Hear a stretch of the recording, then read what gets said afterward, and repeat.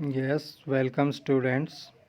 आज हम अपनी नेक्स्ट वीडियो लेके आए हैं class 10th reflection and refraction. देखिए स्टूडेंट्स, जो हमारी पिछली वीडियो थी उसके अंदर हम रिफ्रैक्टिव इंडेक्स के बारे में स्टडी कर रहे थे कि जो रिफ्रैक्टिव इंडेक्स होता है वो एक मटेरियल मीडियम की प्रॉपर्टी होती है कि जब कोई भी इंसिडेंट रे एक मीडियम से दूसरे मीडियम में जाती है तो उसकी वेलोसिटी और उसकी जो वेवलेंथ में चेंज आता है, ठीक है, वो चेंज हमने देखा।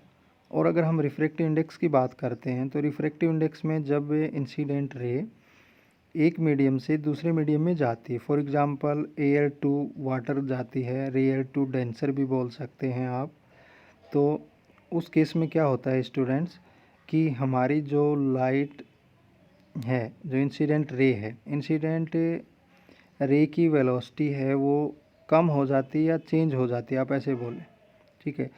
तो वेलोसिटी के अंदर जो चेंज है, जो वेलोसिटी का जो डिफरेंस है, आप कह सकते हैं कि वेलोसिटी का जो रेशियो है कि वेलोसिटी इन एयर और वेलोसिटी इन वाटर, ठीक है, एयर मीडियम में या वाटर मीडियम में जो वेलोसिटी का रेशियो होता है उसी को हम रिफ्रैक्टिव इंडेक्स बोलते हैं।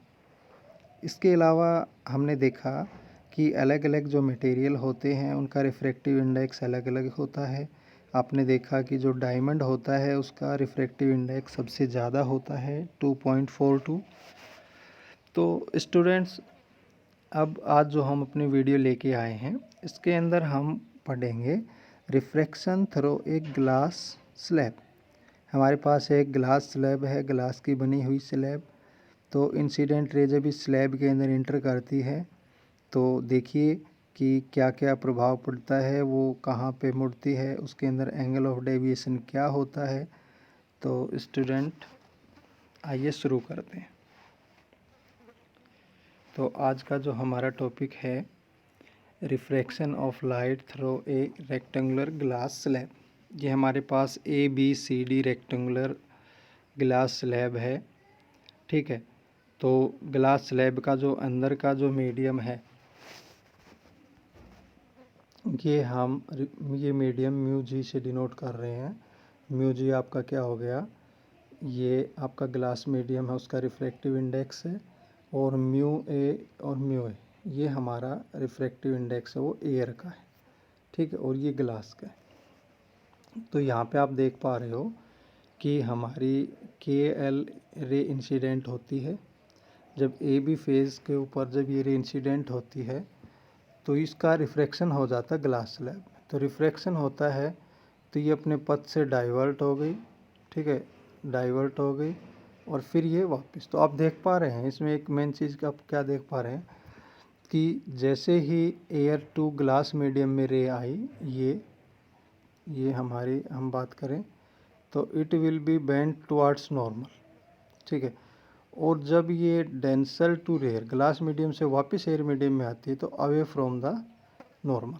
तो स्टूडेंट, ये काफ़ी इंपॉर्टेंट बात आप नोट कर सकते हैं कि जब कोई भी इंसिडेंट रे, ठीक है, रेयर टू डेंसर आती है तो जो हमारी रिफ्रैक्टेड रे है बेंडिंग टुवर्ड्स नॉर्मल, और अगर डेंसर टू रेयर जाती है तो away from the normal. Means आप ये कह सकते हैं कि देखो, रेयर मीडियम वो होता है जिस मीडियम के पार्टिकल दूर दूर होते हैं, उनके अंदर गैप होता है, ठीक है। और डेंसर मीडियम वो होते हैं जिसमें उस मीडियम के पार्टिकल पास पास होते हैं, ठीक है। तो यहाँ पे जब आपका ऐसा मीडियम हो जिसके पार्टिकल पास पास हैं तो that is denser as compare to another medium, ठीक है, और that medium is called rare medium, ठीक है। एक इम्पोर्टेंट चीज़ और आप सीखें यहाँ पे, जैसे ये हमारा कोई भी फेस है, ठीक है, तो कोई भी रे ऐसे इंसिडेंट होती है, रे इंसिडेंट हुई, ठीक है, तो अगर ये डाइवर्ट नहीं होती तो ये ऐसे सीधी ही निकल जाती, ठीक है।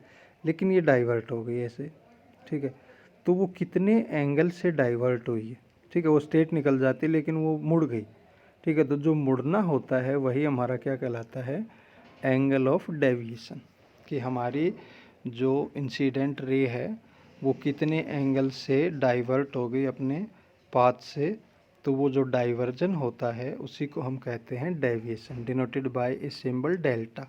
ठीक है, ये हमारा क्या है, एंगल ऑफ डेविएशन। तो स्टूडेंट्स, ये आप यहाँ पे देख पा रहे हो कि ये हमारी रे अगर मुड़ती नहीं तो ऐसे बिल्कुल स्ट्रेट निकल जाती, लेकिन ये तो यहाँ इतनी मुड़ गई। तो जो इसके अंदर जो बेंडिंग हुई है वो हमारा एंगल देता है, जिस बेंडिंग को, वो होती है एंगल ऑफ डेविएशन।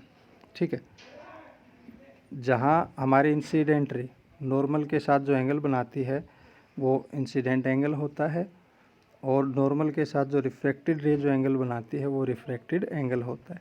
तो अगर हम ए बी फेज की बात करें तो I1 हमारा इंसिडेंट एंगल है और R1 हमारा रिफ्रैक्टेड एंगल है।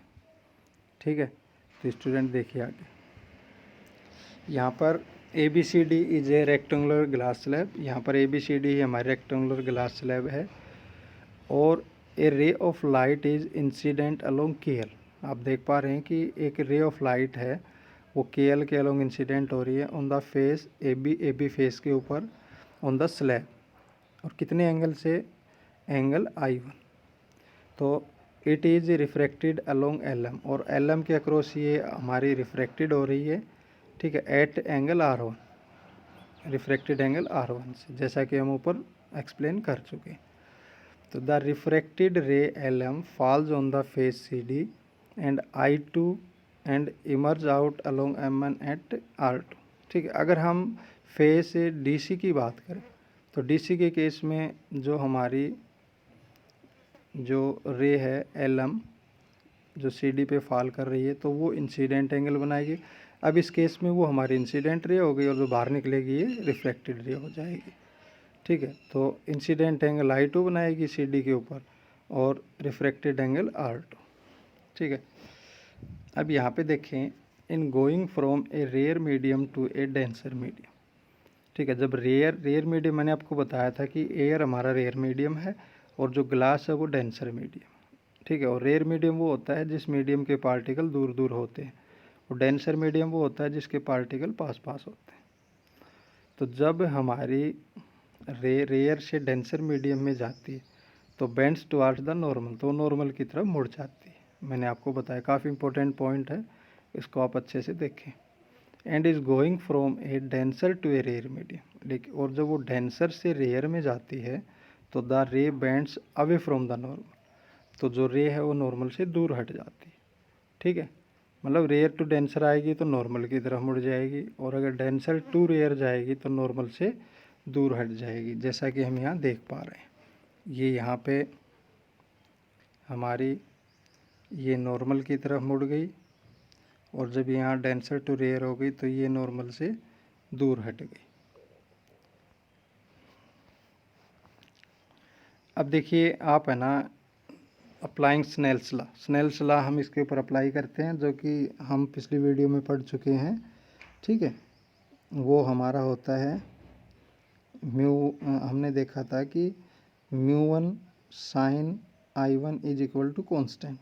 ठीक है, तो वो हमारा क्या हो गया था, μ2 साइन I2, यहाँ पे साइन जो हमारा I1 था that is incident angle I लिया था हमने, और जो I2 था वो हमारा रिफ्रैक्टेड एंगल R लिया था। तो वो हमारा स्नेल्स लॉ था, तो उसको अप्लाई करेंगे तो फर्स्ट मीडियम क्या है, μ और इसमें एंगल क्या है I1, तो μ मल्टीप्लाई बाई साइन I1। दूसरा मीडियम क्या है μg, और उसमें एंगल क्या है R1, तो sign R1।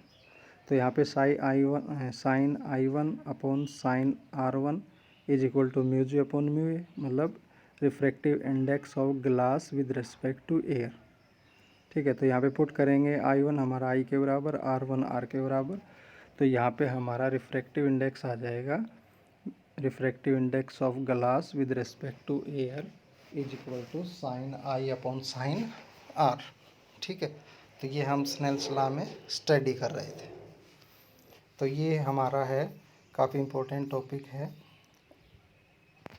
Refraction of light through a rectangular glass slab. अब ये कुछ एक पॉइंट हैं, इनको आप नोट करें। आप यहाँ पे क्या देख पा रहे हो कि वहन μ1 इज इक्वल टू μ2। ठीक है, अगर मान लीजिए रिफ्रैक्टिव इंडेक्स दोनों मीडियम का सेम है, ठीक है, कि पहला मीडियम है उसका μ1 है, दूसरा का μ2, और दोनों इक्वल है, ठीक है, दोनों सेम रेयर हैं या सेम डेंसर हैं।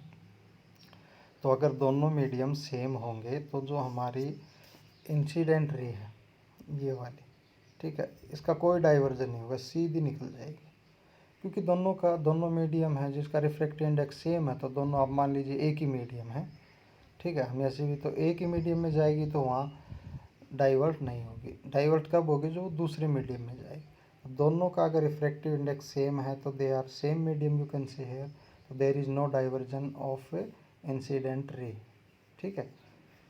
तो एक ये आप याद रखेंगे। अब हम दूसरी बात करें, व्हेन μ2 ग्रेटर देन μ1, ठीक है, तो μ2 जो ये मीडियम है, ये इसकी रिफ्रैक्टिव इंडेक्स ज़्यादा है एज कम्पेयर टू कम। तो जिसका रिफ्रैक्टिव इंडेक्स ज़्यादा होता है वो डेंस होता है as compare to other medium. तो μ2 ज़्यादा है μ1 से, तो ये हमारा डेंसर मीडियम है और ये हमारा रेयर मीडियम है, ठीक है।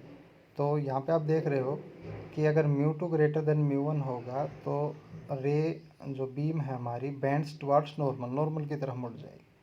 तो जो हम जिक्र कर रहे थे वही बात आगे आ गई कि अगर आपकी रेयर टू डेंसर, अगर कोई incident ray rare to denser आती है तो आपका जो, अगर रेयर टू डेंसर आती है कोई भी रे हमारी,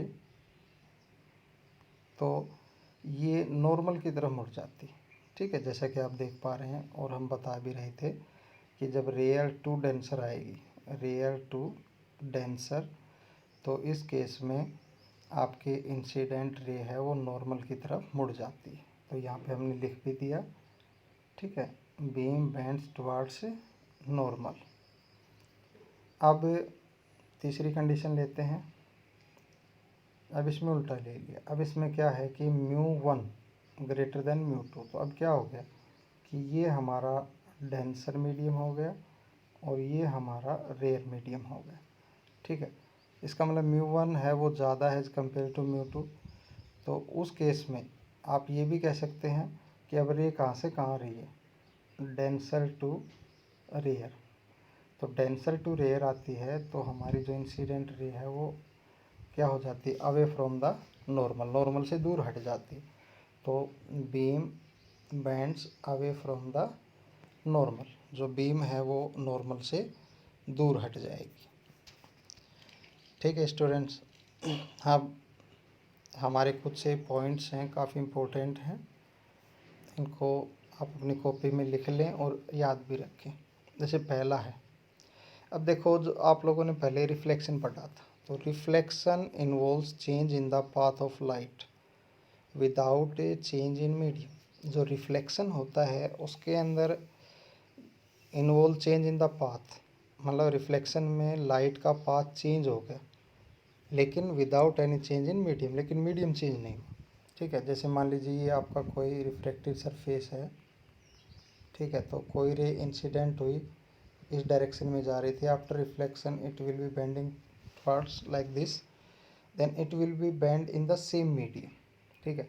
तो आप कहेंगे कि जो रिफ्लेक्शन होता है, रिफ्लेक्शन में हमारा मीडियम सेम रहता है, ठीक है। तो मीडियम सेम रहेगा तो वेलोसिटी भी सेम रहती है, वेवलेंथ भी सेम रहती है, फ्रीक्वेंसी भी सेम रहती है, ठीक है। लेकिन अगर हम बात करें रिफ्रैक्शन की, तो रिफ्रैक्शन में आप देखोगे इसमें जो चेंज है, ठीक है, तो इसमें क्या है, involve change in the path of the light change in the medium. इसमें लाइट का जो पाथ चेंज होता है, कहाँ चेंज होता है, जब वो एक मीडियम से दूसरे मीडियम में जाती है। जैसे इस मीडियम से यहाँ गई तो ये एकदम से ऐसे मुड़ गई, ठीक है। तो ये हमारा मान लीजिए इंसिडेंट रे है, ये हमारी रिफ्रैक्टेड रे। तो जब ये हमारा एक मीडियम है, ये दूसरा मीडियम है, तो जब एक मीडियम से दूसरे मीडियम में आती है लाइट तो उस फिनोमिना को हम रिफ्रैक्शन बोलते हैं, ठीक है। और रिफ्रैक्शन के दौरान हमारी फ्रीक्वेंसी और फेज है वो तो रहता है सेम लाइट का, लेकिन उसकी वेलोसिटी और वेवलेंथ चेंज हो जाती है, ठीक है। वेलोसिटी और वेवलेंथ है वो चेंज हो जाती है, तो ये हमारा रिफ्रैक्शन। तो आप सिंपली कह सकते हैं कि रिफ्लेक्शन के अंदर जब लाइट का पाथ चेंज होता है, ठीक है, तो उसका मीडियम चेंज नहीं होता, मीडियम सेम रहता है। ठीक है, तो जिस वजह से उसकी वेलोसिटी भी सेम रहती है आफ्टर रिफ्लेक्शन, वेवलेंथ भी सेम होती है, फ्रीक्वेंसी भी सेम रहती है। ठीक है, लेकिन अगर हम रिफ्रैक्शन की बात करें तो रिफ्रैक्शन में जो रे ऑफ लाइट है वो अपने पाथ से डाइवर्ट हो जाती है जब वो एक मीडियम से दूसरे मीडियम में जाती है। तो इस केस में हमारी फ्रीक्वेंसी और फेज तो सेम रहता है, लेकिन वेलोसिटी और वेवलेंथ है वो चेंज हो जाती है। ठीक है, एक चीज़ और है स्टूडेंट काफ़ी इम्पोर्टेंट, कि आप लोगों ने देखा होगा कि जो वाटर टैंक देखा होगा तो उसकी तली आपको कुछ उठी हुई नज़र आएगी। ठीक है, अभी less deep than what it actually is. ठीक है, मान लीजिए कोई भी वाटर टैंक है तो वो उसके आपकी तली ऊपर उठी हुई नज़र आएगी आपको। ठीक है, तो ये किस वजह से होता है? This is on account to refraction of light. ये एक्चुअली रिफ्रैक्शन ऑफ लाइट से होता है। ठीक है, जैसा कि हम यहाँ पे देख पा रहे हैं कि मान लीजिए यहाँ से कोई रे सीधी गई तो वो सीधी निकल जाएगी। ठीक है, और अगर वो कुछ एंगल आई एंगल से इंसिडेंट्स होती है तो वो ऐसे रिफ्लेक्ट हो गई। ठीक है, तो यहाँ पे एक चीज़ तो आप देख पा रहे हो कि ये हमारा पानी है यहाँ। ठीक है, ये आपकी एयर, ये वाटर। तो वाटर आपका डेंसर मीडियम होता है, ये रेयर मीडियम होता है। तो मैंने आपको बताया था कि जब डेंसर टू रेयर जाती है तो अवे फ्रॉम द नॉर्मल, जो नॉर्मल से दूर हट जाती है रे। ठीक है, तो अब यहाँ क्या होता है कि जो ओ पॉइंट है ये तो आपकी रियल डेप्थ है जिसको हम एक्स से डिनोट कर रहे हैं। ठीक है, और जब आप इसको ऐसे आगे मिलाओगे तो आई पॉइंट पे मिलेगी। तो आई से ए तक की जो डेप्थ है वो हमारी क्या है? अपेरेंट डेप्थ, जिसको हम वाई से डिनोट करते हैं। ठीक है, तो यहाँ पे अगर आप निकालोगे refractive index of water with respect to air. ठीक है, refractive index of water with respect to air, तो वो क्या होगा? That is the ratio of real depth upon apparent depth. तो रियल डेप्थ हमारी एक्स, अपेरेंट डेप्थ है वो वाई है। तो हमारे पास एक फार्मूला ये भी आ गया। अगर इस प्रकार की कंडीशन का कोई न्यूमेरिकल आता है तो उसमें आपको ये फार्मूला लगाना पड़ेगा कि refractive index of water with respect to air, तो एक्स अपॉन वाई। ठीक है, तो हमारे पास एक ये फार्मूला आ गया रियल और अपेरेंट डेप्थ का। तो स्टूडेंट, हमारी जो ये वीडियो थी इसमें हम refractive index of glass slab study कर रहे थे। उसके बाद हमने देखा कि जो रिफ्रैक्टिव इंडेक्स है ये एक मीडियम की प्रॉपर्टी, जब मीडियम चेंज होता है तो उस चेंज में वेलोसिटी में क्या चेंज आ रहा है। ठीक है, वो वेलोसिटी का चेंज है वो हम रिफ्रैक्टिव इंडेक्स से मेज़र करते हैं। ठीक है, ये जो हमारा रिफ्रैक्टिव इंडेक्स है इससे रिलेटेड एक काफ़ी इम्पोर्टेंट फार्मूला है जिसको हम स्नेल्स लॉ बोलते हैं, sine I upon sine R is equal to mu. ठीक है, और यहाँ पे जो हमारा एक ये रियल और अपेरेंट डेप्थ का फार्मूला है, इससे रिलेटेड कई बार न्यूमेरिकल आ जाता है सीबीएसई में, तो आप इसको भी फार्मूले को अच्छे से स्टडी कर लें। ये हमारे कुछ पॉइंट टू रिमेंबर थे जो काफ़ी इम्पोर्टेंट हैं। तो स्टूडेंट, आज की वीडियो में हम कवर कर चुके हैं अपना रिफ्रैक्टिव इंडेक्स का टॉपिक। ठीक है, इससे पिछली वीडियो में हम रिफ्रैक्टिव इंडेक्स के बारे में भी पढ़ा, जैसे कि भाई ratio of the velocities in different medium. इसके अंदर हम रिफ्रैक्टिव इंडेक्स और रिफ्रैक्शन को स्टडी कर रहे थे in case of glass slab. ठीक है, और हमने देखा कि किस प्रकार से जब लाइट एक मीडियम से दूसरे मीडियम में जाती है तो वो किस कंडीशन में नॉर्मल की तरफ मुड़ती है और किस कंडीशन में नॉर्मल से दूर हटती है। ठीक है, तो ये हमने इसमें देखा अलग अलग कंडीशन की, जैसा कि आप यहाँ देख पा रहे हो कि रिफ्रैक्टिव इंडेक्स सेम है तो देर इज़ नो डाइवर्जन। अगर जब लाइट है वो म्यू1 से म्यू2 की ओर आ रही है और म्यू2 ज़्यादा है म्यू1 से तो बेंडिंग टुवार्ड्स नॉर्मल, और जब म्यू1 से म्यू2 आ रही है और उस केस में म्यू1 ज़्यादा है, ठीक है, तो वो हो जाएगी अवे फ्रॉम द नॉर्मल। या मोटे तौर पे आप ऐसे भी याद कर लें कि जब ray of light rare to denser आएगी तो बेंडिंग टुवार्ड्स नॉर्मल, और जब डेंसर टू रेयर आएगी तो bending away from the normal. तो ये हमारा था रिफ्रैक्शन के अंदर रिफ्रैक्टिव इंडेक्स से रिलेटेड। ठीक है, तो स्टूडेंट नेक्स्ट वीडियो में हम अपना नेक्स्ट टॉपिक लेके आएंगे। तब तक आप इसको करें अच्छे से, वीडियो को लाइक करें, शेयर करें। अगर आपने चैनल सब्सक्राइब नहीं किया है तो आप चैनल को सब्सक्राइब करें। मिलते हैं आपको नेक्स्ट वीडियो में। तब तक घर पे रहें, सेफ रहें। Thank you very much.